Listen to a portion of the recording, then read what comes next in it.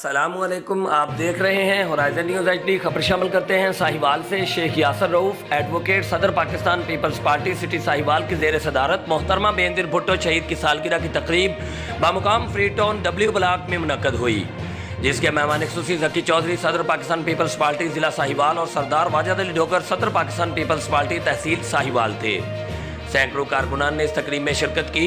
इस मौका पर राजा रियाज हुसैन सीनियर नायब सदर Pakistan peoples party city Sahiwal, Faiz Rasool नायब सदर Pakistan peoples party city Sahiwal, Mohammad Suhail Iqbal information secretary Pakistan peoples party city Sahiwal, Akram Raheel deputy general secretary Pakistan peoples party city Sahiwal, Waheed Ahmed Qureshi secretary record and event, Fahad Saleem social media incharge जिला साहिवाल और दीगर ओहदेदारान ने सहाफ़ियों से गुफ्तगू करते हुए मोहतरमा नज़ीर भुट्टो शहीद को बेहतरीन अल्फाज में खराज तहसीन पेश किया।